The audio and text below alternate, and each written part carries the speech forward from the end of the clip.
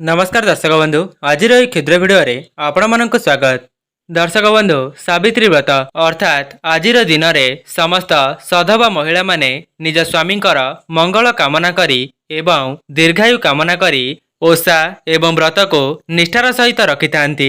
प्रत्येक सधवा नारी माने ब्रह्म मुहूर्त उठी निजर ठाकुर पूजा सारी एवं सूर्यदेव पूजा तुलसी गछर पूजा ए समस्त पूजा को सारी सेमाने दिन 12टा पर सावित्री व्रत को पालन करिवे एवं समस्त सधवा नारी माने यही पवित्र सावित्री व्रतटी को बहुत निष्ठार सहित पालन करिथांती निज स्वामी एवं परिवारर उन्नति निमंते। एवं शास्त्र रे मध्य मान्यता अछि जो भी विवाहित महिला माने सावित्री व्रतर ओषाटी को बहुत निष्ठार सहित पालन करिथांती सेमानंक स्वामींकर जीवन दीर्घायु हेबा सहित तांक जीवन रे उन्नति करिथांती। ता सहित निजर शंखा सिंदूर मध्य सबुदिन पई वज्र होई रही थाए। मोर समस्त दर्शक बंधु मानंको पवित्र सावित्री व्रतर अनेक अनेक शुभेच्छा एवं शुभकामना। माँ पार्वती एवं लक्ष्मींकर कृपा समस्त सधवा नारी मानंक उपरे सदा सर्वदा रही थाउ एवं तांकर शंखा सिंदूर सबुदिन पई वज्र होई रहू। दर्शक बंधु एही सावित्री व्रतरे अनेक सारा फलर पूजा करा जाई थाए। आंब पणस सपुरी कदली खजुरी एमिति बहुत सारा फलरे पूजा करा जाई थाए। किंतु दर्शक बंधु जदि महिला माने एही पवित्र सावित्री व्रत दिन निष्ठार सहित पूजा करि थांती एवं सावित्री व्रतर परदिन एही गोटिए जिनिस को खाई दियंती 12 वर्षर तपस्या सुकुआ पोड़ारे गला भली तांकर समस्त पुण्य फल नष्ट होई जाई थाए। आपण माने जानी रखिबा उचित जे केवल सावित्री व्रत नुहे बरं जे कोनसी ओषा व्रत करिबा परे जदि ता परदिन एही गोटिए जिनिस को खाई दियंती तेबे आपणकर समस्त पुण्य फल नष्ट होई जाई थाए।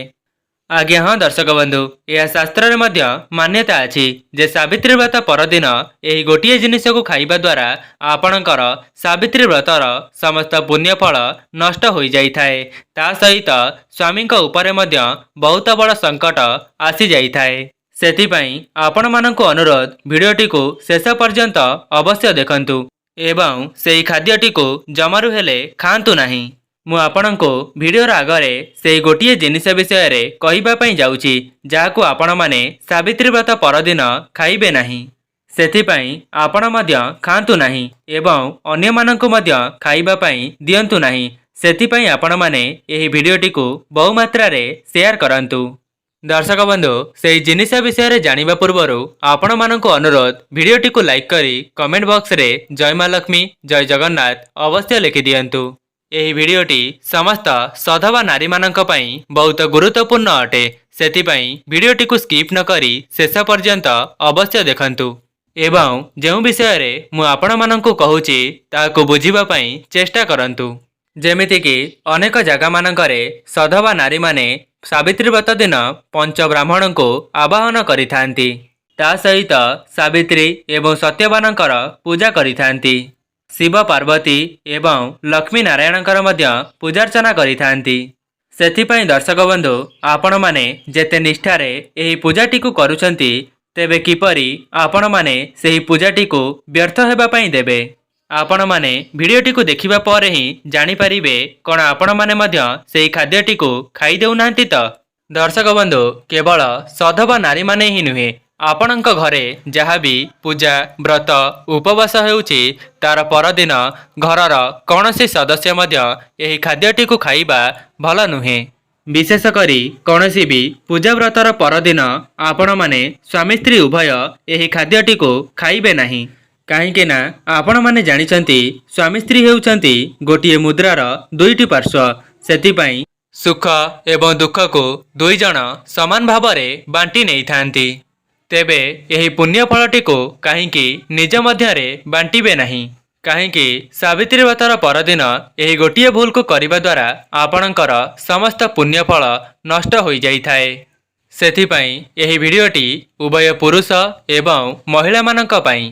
दर्शक बंधु कौनसी भी उपास बार व्रतर परदिन अर्थात आज हेउची सावित्री व्रत ता परदिन आपण माने ब्रह्म मुहूर्तरु निजर स्नान आदि कार्य सारी ଆପଣମାନେ ଠାକୁରଙ୍କର ସେହି ଆସନଟିକୁ ଉଠାଇ ଭଲ ଭାବରେ ସଫାସୁତୁରା ନିଶ୍ଚୟ କରିଦେବେ ଏବଂ ସେହି କୁମ୍ଭଟିକୁ ଆପଣମାନେ କୌଣସି ପବିତ୍ର ଜଳରେ କିମ୍ବା ଆପଣଙ୍କ ଘରର ପଛପଟେ କୌଣସି ଗଛ ମୂଳରେ ଅର୍ପଣ କରିପାରିବେ ଏବଂ ଯେଉଁମାନଙ୍କ ଦ୍ୱାରା ସମ୍ଭବ ହେଉଛି ସେମାନେ ବ୍ରାହ୍ମଣମାନଙ୍କୁ କିଛି ଦାନ ଦକ୍ଷିଣା ନିଶ୍ଚୟ ଦିଅନ୍ତୁ। ଯେଉଁମାନଙ୍କ ପାଖରେ ବ୍ରାହ୍ମଣମାନଙ୍କୁ ଦେବା ପାଇଁ କୌଣସି ବି ଦାନ ଦକ୍ଷିଣା ନାହିଁ ତେବେ ସେମାନେ ଗୋଟିଏ କାମ କରିପାରିବେ ଯେ ଗୋଟିଏ କଦଳୀକୁ ଗୋମାତାଙ୍କୁ ଖାଇବାକୁ ଦିଅନ୍ତୁ। ଏପରି କରିବା ଦ୍ୱାରା ମଧ୍ୟ ଆପଣଙ୍କର ସାବିତ୍ରୀ ବ୍ରତଟି ସମ୍ପୂର୍ଣ୍ଣ ହୋଇଥାଏ। ଏହାପରେ ଆପଣମାନଙ୍କ ମନରେ ପ୍ରଶ୍ନ ଆସୁଥିବ ଯେ ଆପଣମାନେ ଜଳଖିଆରେ କ'ଣ ଖାଇବେ? ତେବେ ମୁଁ ଆପଣମାନଙ୍କୁ କହି ରଖୁଛି ଆପଣମାନେ ଜଳଖିଆରେ ବିନା ପିଆଜ ରସୁଣର ଖାଦ୍ୟ ଖାଇବେ। ଏବେ ଆସିବା ଦ୍ୱିପ୍ରହରର ଖାଦ୍ୟ। ଆପଣମାନେ ଯେତେବେଳେ ଦ୍ୱିପ୍ରହରର ଖାଦ୍ୟକୁ ଖାଇବା ପାଇଁ ଯିବେ ତେବେ ଆପଣମାନେ ଗୋଟିଏ କଥାର ଧ୍ୟାନ ରଖିବେ ଯେ ଆପଣମାନେ ସେହି ଦିନ ଆମିଷର ଭକ୍ଷଣ କରିବେ ନାହିଁ। କାହିଁକି ନା ଏମିତି ବି କେତେ ଲୋକ ଅଛନ୍ତି ଯେଉଁମାନେ ପୂଜା ବ୍ରତର ବାସି ଦିନ ହିଁ ନିଜ ଘରକୁ ଆମିଷ ନେଇକରି ଚାଲି ଆସିଥାନ୍ତି, ଯାହାକି ଏହା ଅତ୍ୟନ୍ତ ଅଶୁଭ ବୋଲି ଶାସ୍ତ୍ରରେ ମଧ୍ୟ ମାନ୍ୟତା ଅଛି। ଯେପରି ମୋର ପୂର୍ବ ଭିଡ଼ିଓରେ ମୁଁ କହିଥିଲି ଯେ ସାବିତ୍ରୀ ବ୍ରତର ପୂର୍ବଦିନ ଏବଂ ସାବିତ୍ରୀ ବ୍ରତର ପରଦିନ ଆମିଷ ଭକ୍ଷଣ କରିବା ବହୁତ ଅଶୁଭ ହୋଇଥାଏ।